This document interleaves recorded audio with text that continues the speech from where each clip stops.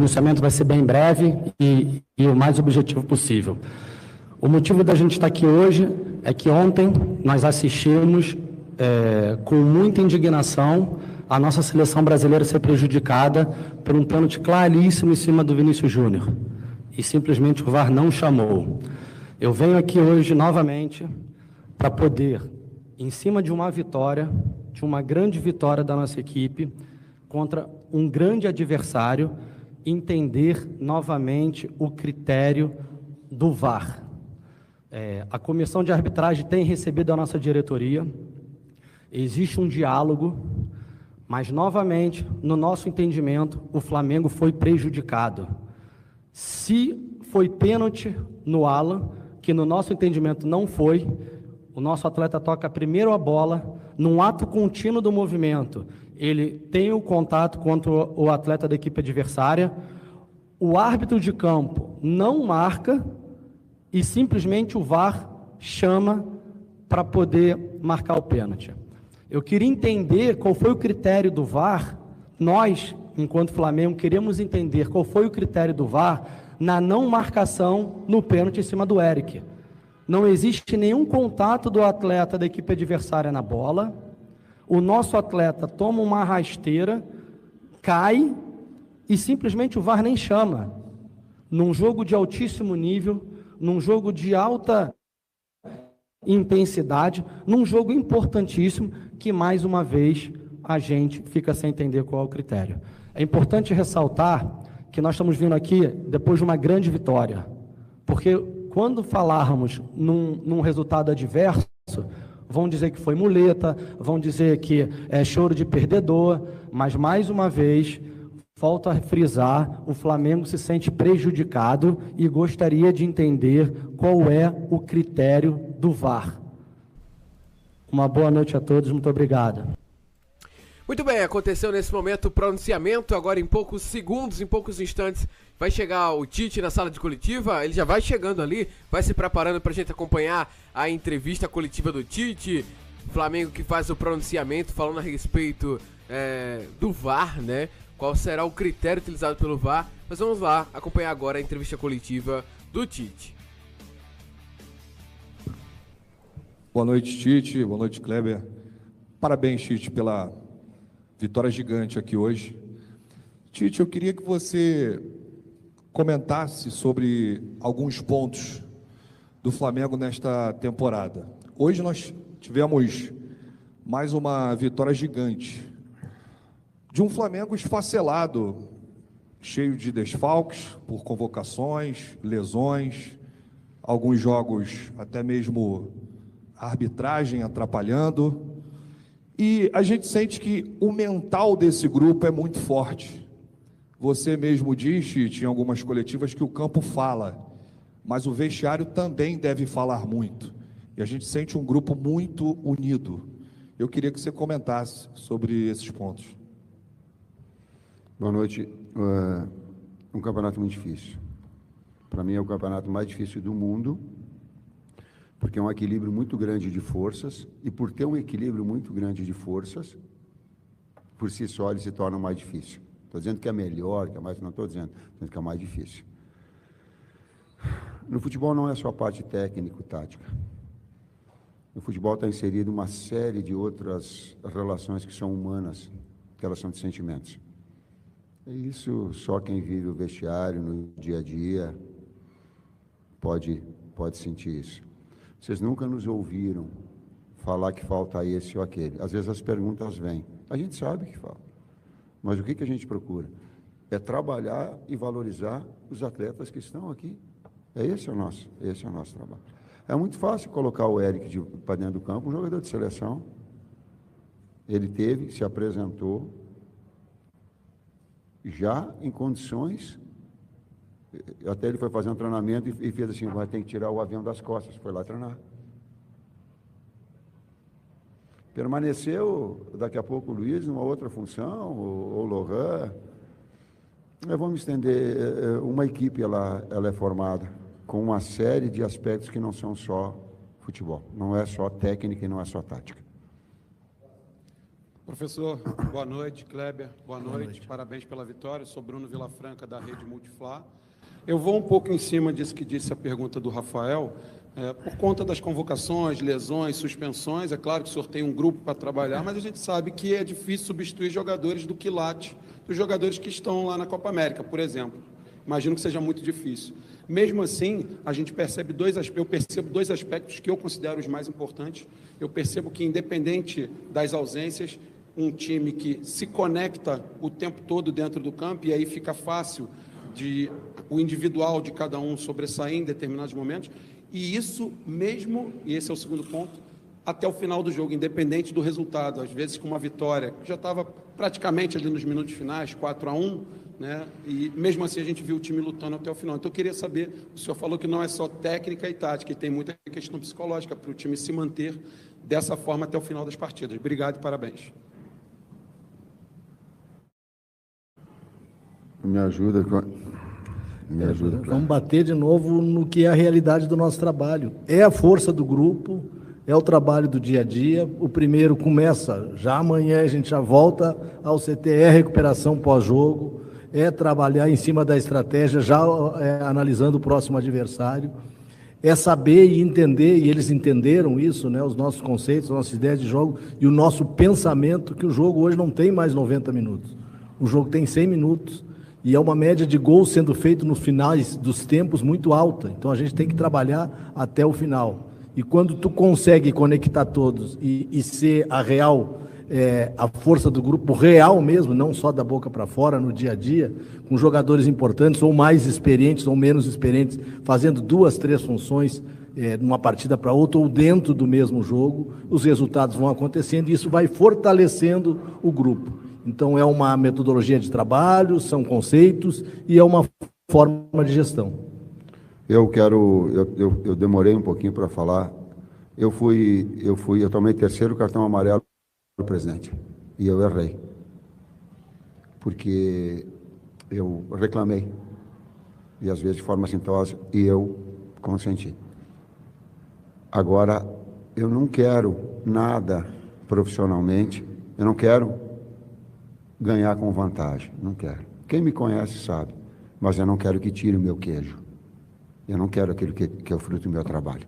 O lance no Eric, vou dar o nome de novo, se chama... Como? Rodrigo Alonso, que é o cara do VAR, e que dá o pênalti que o Alan toca na bola e na sequência dá, e não dá o pênalti em que o cara toca direto no pé do Pulgar, eu não consigo entender. Juro que eu não consigo. Qual é que é esse critério? Por que um sim e por que o outro não? Então eu vou me permitir publicamente falar o que não é, mas me dou o direito, porque quando eu reclamo na beira do campo eu sou punido. Então, por favor, só use o mesmo critério, gente.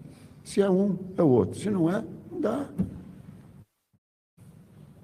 Professor, boa noite. Aqui atrás. Hoje eu queria falar com o senhor sobre superação. O senhor perdeu ali 2 jogadores importantíssimos do seu meio-campo, perdeu 2 laterais, jogadores de seleção, perdeu o Pulgar também, que é um jogador muito importante. E desde que começou a Copa América, o Flamengo começou a jogar com esses desfalques. O Flamengo se supera contra o Atlético Paranaense, empata o jogo no último segundo, depois contra o Bahia, contra o Grêmio, e vai vencendo. Dos 18 pontos, né, que o Flamengo disputou até agora desfalcado, o Flamengo já fez 13, perdeu 5, 2 no empate e 1 na derrota na semana passada. Queria que o senhor falasse como é que tem sido o dia a dia com os jogadores nessa questão de superação. A gente vê que o Gerson cresceu muito, o Wesley cresceu muito também na lateral esquerda, Davi Luiz cresceu muito, muitos jogadores nessa fase desfalcado cresceram muito, assim, e ganharam até a confiança do torcedor. Queria que o senhor falasse um pouco sobre isso. Eu falo a primeira parte, depois o Kleber a segunda. Fala com a Flá TV, que acompanha os treinamentos todos, que ela pode ajudar vocês. Só eu vou responder porque é o trabalho, não tem outra palavra, gente, é o trabalho do dia a dia, é o detalhe individual de cada atleta, é o detalhe de cada setor, né? O setor que vem mudado muitas vezes, setor de defesa, setor de meio campo, setor de ataque, é o trabalho coletivo da equipe, mesmo com pouco tempo que às vezes a gente tem, né? 1 ou 2 treinos, a gente usa muito o vídeo, a gente usa muito o contato direto com os atletas para que eles entendam esses processos, e a gente tem conseguido, né? E por isso que eu digo, vender isso a eles e eles comprarem essa ideia, e as vitórias vão acontecendo, e isso fica mais fácil de tu trabalhar nesse sentido. Estava engatilhado hoje, se não ganha ou se perde, porque poupou o Pedro. Estava escancarado. Ninguém poupou o Pedro, gente. O Pedro sentiu a perna ontem à tarde. Ele correu o risco de não vir, aí se predispôs a vir para cá. Eu sei que a imprensa ela é também de Minas, mas eu tenho que falar para o pessoal, para a torcida, direcionar para a torcida do Flamengo. Ninguém poupou ele, eu não sou maluco, eu não sou... Cara, todos os indícios estavam, eu externei isso para toda a direção, o presidente, ele estava sentindo, era um risco temerário de iniciar com ele para estourar o cara, ele ia estourar. E aí tu tem que gerir isso com um certo tempo. Então, a gente procura nesse bastidor ter esse bom senso em relação a tudo isso. E eu vou aproveitar para valorizar o Carlinhos, né? O Carlinhos não joga um jogo inteiro desde o Campeonato Carioca. Teve uma lesão recentemente, recuperou e vem treinando muito bem. Então mereceu a oportunidade e aproveitou e foi premiado com um gol, né? A gente fica muito feliz por ele, os atletas todos, todo o grupo ficou muito feliz por ele. Boa noite, Tite. Boa noite, Kleber. Parabéns pela vitória, o resultado, belíssimo resultado aqui. É um jogo emblemático, é o primeiro confronto entre Flamengo e Atlético nesse estádio. Na minha opinião, não sei dos amigos, é a maior rivalidade interestadual, para mim, Flamengo e Atlético. Então, um jogo com uma rivalidade bem aflorada. E no início do jogo, Tite, a gente deu para olhar taticamente você colocando o Gerson pelo lado direito, o Luiz Araújo, se eu estiver equivocado, um pouco mais por dentro, encostando um pouco mais no Carlinhos. E em alguns momentos você meio que foi alterando, muitas alterações e variações. E isso foi dificultando um pouco o Atlético. Ficou confuso, o Flamengo abriu o placar. Em determinados momentos, o Gerson era o meia, o Luiz caía pelo lado direito. Essa variação tática é um dos fatores com que fez o Flamengo hoje ser letal taticamente em relação ao Atlético, que pouco criou, quando realmente teve algumas oportunidades, o Rossi foi muito bem, mas principalmente essa variação, Gerson e Luiz Araújo, que deu para perceber nitidamente, né, que trocavam de posições e confundiam um pouco que tinha o Scarpa atuando como lateral. Eu queria que você falasse um pouco sobre isso, porque as principais jogadas do Flamengo foram naquele setor. Está perfeita a tua observação, era uma flutuação para gerar um desequilíbrio de marcação da equipe adversária. O Gerson tem essa capacidade, o Luiz por dentro ele tem ataca espaço. No último jogo ele treinou, ele fez um grande jogo. Então ela tinha sim essa variação, por vezes na flutuação. E aí a pergunta é tática, a resposta é tática, vindo de fora para dentro do Gerson para gerar superioridade no meio-campo. Com ele, abre um espaço para numa retomada do adversário jogar ali, aí vinha a compensação do Luiz. Então, houve sim. Tite, ainda em cima dessa questão do não poupar, você falou desse assunto e eu recordei, quando você estava entrando no ônibus hoje, saindo do hotel, o torcedor, Tite, é para ser campeão, não poupa ninguém não, pelo amor de Deus. Então, para esse torcedor, que eu fico imaginando o que ele está pensando agora, e para a torcida do Flamengo, para você direcionar mais uma vez essa explicação para a torcida, eu queria que você falasse sobre essa situação. Assim, vocês têm todo o controle do pessoal da fisiologia, o campeonato tem 38 rodadas, a gente está terminando o primeiro terço apenas do Campeonato Brasileiro agora, o Flamengo está nessa pegada aí dos desfalques que já foram falados aqui. Queria que você explicasse didaticamente para esse torcedor, mais óbvio, que também é um sentimento real de muitos, né, que quer ver aqueles 11 ideais, mas que é um grupo, na verdade, e aliás um grupo forte que hoje conquistou uma das maiores goleadas sobre o adversário, o Atlético Mineiro, em campeonatos brasileiros. O atleta não é máquina, e eu tenho que saber disso. Eu estudei para isso, eu acompanho isso, e eu não sou louco, eu não sou maluco. Isso eu não tenho. Posso até ter alguns repentes de maluquice, mas não sou na essência. Alguns jogos vêm tendo uma distância de 66 horas, né? O que é muito difícil de recuperar. A gente tem trabalhado muito, o departamento clínico, departamento de fisiologia, departamento físico tem trabalhado muito para isso. A gente tem conseguido reduzir o volume de treinamentos para poder dar condições aos atletas, muitos jogando no sacrifício, fazendo um tempo a mais ainda, né? Às vezes pela necessidade do resultado. De novo, agora a gente tem um jogo sábado, né? O período é muito curto, o jogo ainda diminuiu 1 hora ainda, né? É muito curto para a recuperação, mas a gente tem que trabalhar, essa é a realidade, tem que trabalhar. Nós pedimos para o jogo ser domingo, né? Nós pedimos para o jogo ser segunda. Boa noite. Boa noite, Tite. Boa noite, Kleber. Justamente sobre essa questão do jogo de sábado contra o Cuiabá, ele foi passado, né, das 9 para 8 horas. Eu queria entender se essa horinha de diferença para menos, o que muda na preparação do time? Muda muito. É isso que é reduzido, né? Nesse sentido, hoje até entra em equidade, porque o Cuiabá, se bem que o Cuiabá jogou um pouquinho mais cedo, é uma equidade, mas a gente passou em momentos que não tinha. O adversário tinha 72 horas para recuperar e a gente 66. Mas não adianta ficar falando, a gente tem que trabalhar, recuperar os atletas, usar de toda a qualidade do nosso departamento, que tem essa qualidade para isso, né? E jogar sábado, 8 horas da noite. E pedir para o torcedor nos auxilie, torcedor. O carinho, passe o carinho para os atletas. Eles merecem. O quanto está se dedicando atrás, o quanto eles estão aplicados com todas as situações, eles merecem. Eles merecem o carinho no jogo que vai ser extremamente difícil, e é normalmente um terceiro jogo com 6 dias.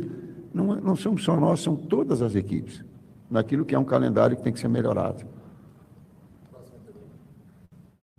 Boa noite, Tite. Boa noite, Kleber. Gabriel Alfa, canal Paparazzo Rubro Negro. Parabéns pela vitória. Tite, queria te fazer uma pergunta sobre uma notícia que saiu um pouco antes do jogo.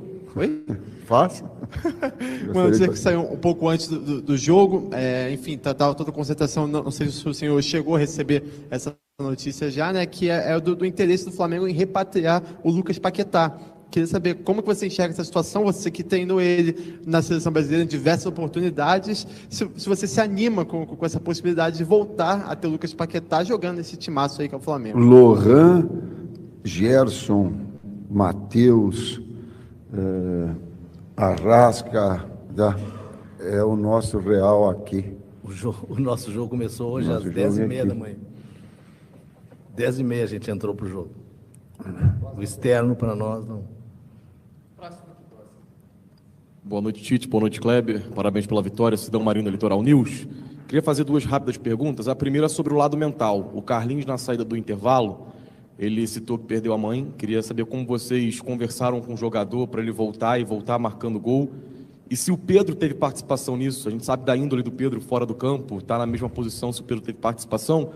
E uma segunda em cima do que vocês falaram agora há pouco. Palmeiras teve um jogo alterado de sábado para segunda.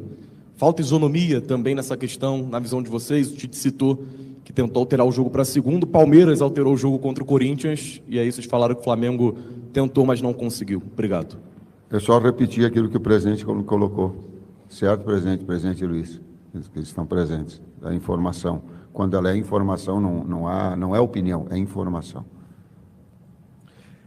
Quanto ao Carlinhos, o clube acarinhou ele, né? A direção, a comissão técnica, o grupo de apoio, os atletas acarinharam, trouxeram ele para o trabalho, deram tempo para ele recuperar, ele vinha de uma lesão também, uma perda de uma mãe, uma perda grande, né? E o clube trazendo ele para cima, levantando o astral, ele treinando, e os últimos treinamentos dele foram muito bons e mereceu a oportunidade e mereceu esse prêmio, como eu falei antes. Problemas particulares, superou, lesão, superou. E quando nós jogamos quando nós negociamos, a bola não chegar nele pelo grau de qualidade que ele demonstrou hoje. Tá? Vamos para as 3 últimas. Tite, o Atlético do Milito, né, faz uma saída de 3, faz muito jogo posicional.